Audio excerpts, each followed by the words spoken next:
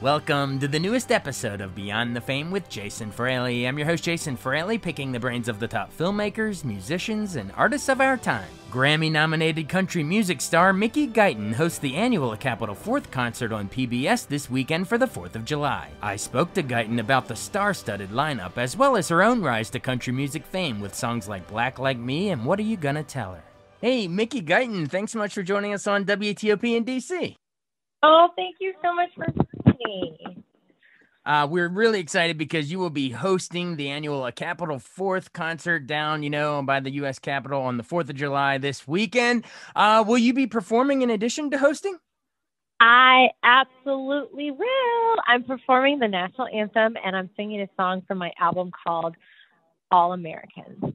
Oh, we can't wait. That's going to be exciting. And remind everyone, we just spoke with Yolanda Adams a couple days ago, and she sang your highest praises, by the way. But remind us, in addition to Yolanda, who else you're going to be on stage with you? Oh, my God. You're going to have Cheetah Rivera, Yolanda Adams, Cynthia Erivo, Darren Criss, Emily Bear, Gloria Gaynor. There's just going to be so many amazing artists. Jake Owen. It's just going to be such an eclectic, diverse group of artists. It's just going to be amazing. Oh, yeah. All-star lineup. And you mentioned one of the songs you'll be singing, of course, is the national anthem. And a lot of our listeners will remember you just sang it at the friggin' Super Bowl. I'm sure a lot of people were... How nerve-wracking and exciting and just amazing was that?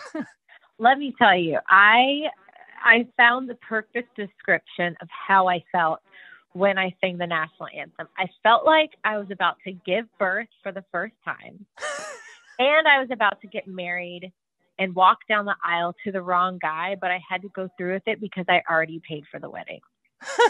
In front of the whole world, giving birth, live TV. In front of the whole world. Yes, that's how nerve-wracking it was. Did you get to catch up with any of the halftime performers, Eminem, Snoop, Dre, Mary J. Blige, any of them? I wanted to so badly. I actually shared a dressing room with Snoop Dogg, and he was in there, and I was too scared to say hi. Okay. Maybe next time. And I don't know why. I follow him on Instagram, and I love all of his funny videos, but I'm sure he would have been thrilled. I had one job. One job, sing the national anthem and get out, and that's it. Awesome. Well, remind our listeners, I know you grew up in Texas. I always love to hear how you got into music to begin with, what your folks listened to around the house, or when did you get your first singing gig? It's something cool from childhood. Well, the funny thing is I wanted to become a singer after I heard Leanne Rimes sing the national anthem at a Texas Rangers baseball game when I was a little girl. And this is before she became famous. And from there, that's when I knew I wanted to sing, be a singer. And my grandma also was a huge Dolly Parton fan. And whenever I would go over her house, she would have, Dolly Parton and Kenny Rogers VHS tapes hanging on the back of her door, along with fried green tomatoes and steel magnolias. So that was where I kind of found my love for music. And I sang in the church. Obviously. Of course. You're painting such a perfect picture of, with the movies and music that was out at that time. We can totally see it. Tell us about your debut single, Better Than You Left Me. Was it true that was about a guy who broke up but then came running back after you sang for a certain president? Yes, that's exactly what happened. We broke up, and he he always thought the grass was greener. And I'm happy because had I never broken up with him, then I wouldn't have my son. But he was constantly breaking my heart to the point where I had fear of abandonment. It was just so weird. And so when he finally broke up with me, I said, all right. And then I got to sing at PBS in performance at the White House, and I got to sing for a president of the United States of America. And I kid you not even a day or 2 days after that performance, he called trying to get back with me. And that the timing is a little fishy there. Coincidence, I think not. It's just a little fishy, clearly. And that at that point, I just knew that was not for me. Right. Have me when I have nothing. If you love me when I have nothing. Right. Now, was that President Obama? It had to have been if it was 2015. Yes, it was President Obama. Very exciting. All right. Well, then, of course, after that, Capitol Records Nashville, you put out the EP Bridges in 2020, and that featured the powerful single Black Like Me. It earned your first Grammy nomination. Just talk about how, and that was a deeply personal and a timely song to release that year. It's so crazy. I wrote my song Black Like Me back in 2018, and it was more so just a therapy song for me personally, that I never in a million years thought would be put out. I never thought it would ever see the light of day. And then, the pandemic happened, and Ahmaud Arbery and George Floyd happened, and I had this song that was finished, mixed in my inbox, that was ready to go, and Spotify caught wind of it and asked for it, and here I am now. Oh yeah, it totally caught fire and blew up, and everybody, it just put you on the map. Absolutely. We loved that song. And then of course you followed up with the tear jerking single, What Are You Gonna Tell Her? My wife and I listened to it and probably just bawled. She wants to know, do you cry when you're writing your own songs? But tell me about, the answer is yes. Tell me about. Absolutely, I do. You do? All right, great. I'm sure we figured you did, because it's impossible not to with a song like What Are You Gonna Tell Her? Tell us about how that was inspired. It was like you met a fellow young woman that moved to Nashville and asking advice, and you're like, what do I even say?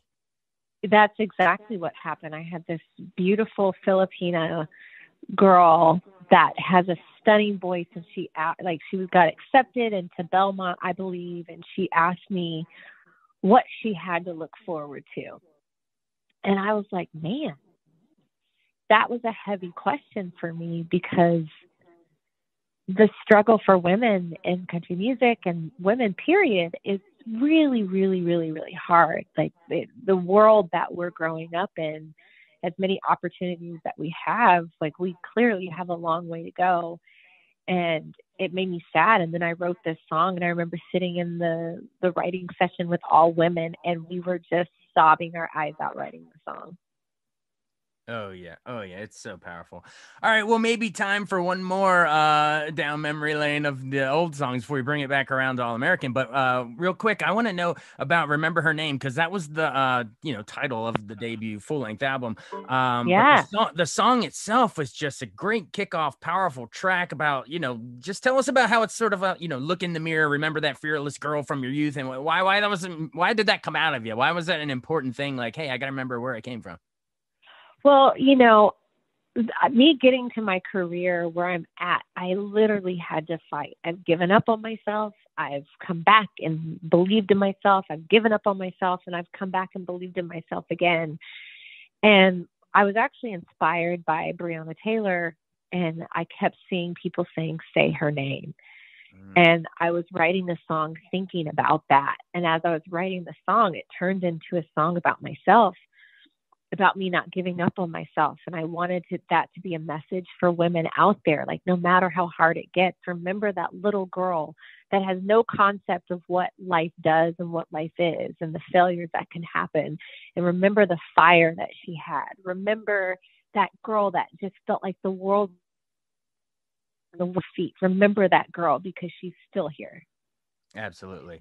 All right. Well, that brings us full circle then to, the July 4th concert, because you said in addition to National Anthem, you'll be singing the new song, All American. Tell us about putting that song together.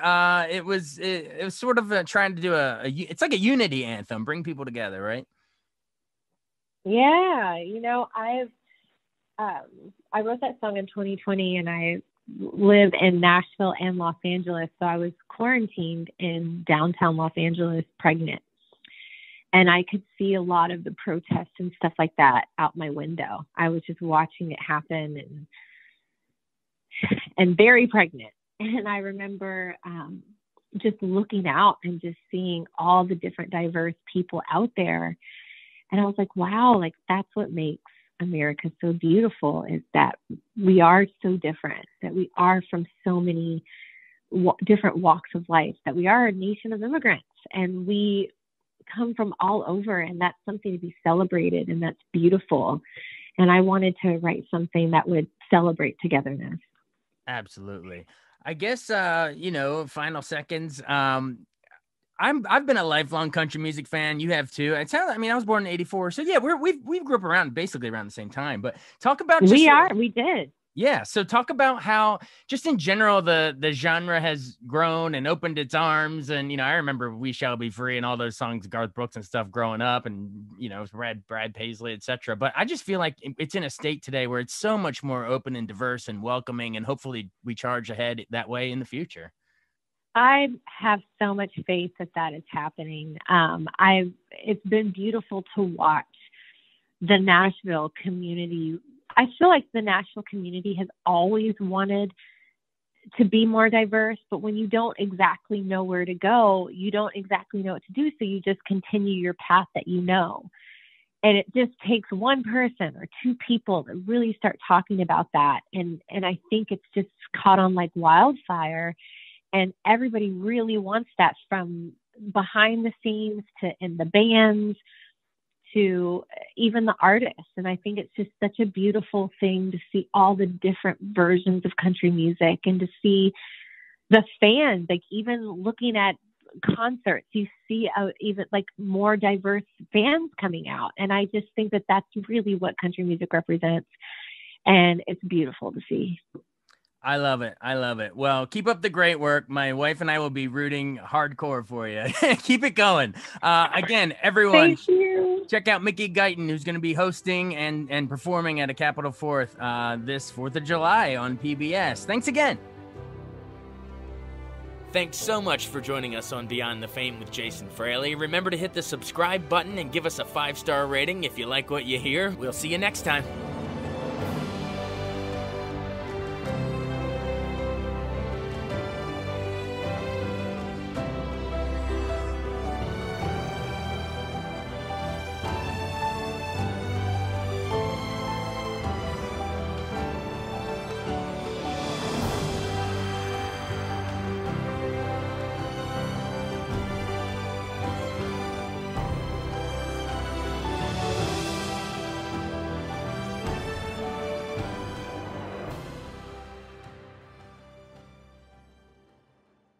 I wanted to take a second to tell you about an app I really enjoy. Living in the DC area is great, and Podcast DC gathers all of the local shows that I like all in one local app. Health, sports, local news, politics, and so much more. Podcast DC is the new local app with hundreds of DC area podcasts to choose from. I can earn exciting rewards just for listening and share the podcasts I love instantly. Available in the App Store or in Google Play. Listen local with Podcast DC.